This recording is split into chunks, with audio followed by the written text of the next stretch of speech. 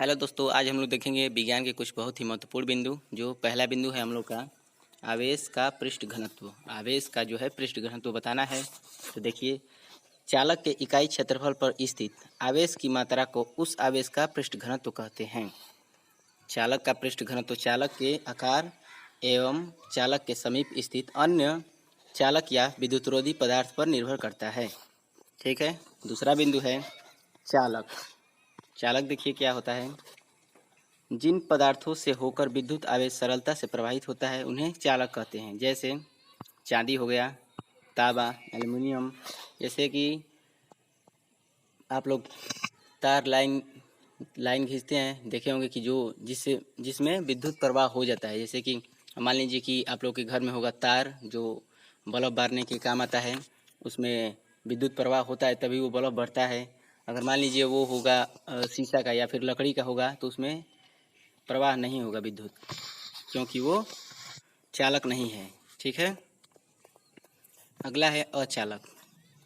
अचालक किसे कहते हैं? जिन पदार्थों से होकर आवेश का प्रवाह नहीं होता है उन्हें अचालक कहते हैं। जैसे लकड़ी, रबड़, कागज। कागज में आप लाइन मतलब कि छुआएंगे, लाइन को टच करेंगे तो उसमें करंट नहीं आएगा, और लकड़ी में भी नहीं आएगा, रबड़ में भी नहीं आएगा। लेकिन जब लकड़ी को आप लोग गलित अवस्था में कर देंगे तो उसमें करंट आने लगेगा। ठीक है। चलिए आगे देखते हैं विद्युत क्षेत्र। विद्युत क्षेत्र जो है किसी आवेश या आवेशित वस्तु के चारों ओर का स्थान जहां तक उसके प्रभाव का अनुभव किया जा सके उसे विद्युत क्षेत्र कहते हैं। जैसे मान लीजिए ये मेरा एरिया हो गया, यहाँ पर एक हो गया तार और इधर पूरा तार बिछा है, तो ये सब विद्युत क्षेत्र हो गया। अब इधर देखेंगे तो इधर विद्युत नहीं रहेगा क्योंकि इधर विद्युत क्षेत्र नहीं है। तो ये विद्युत क्षेत्र की बात हो गई। चलिए आगे है भार। उत्तोलकों के द्वारा जो बोझ उठाया जाता है अथवा रुकावट हटाई जाती है उसे भार कहते हैं। ठीक है।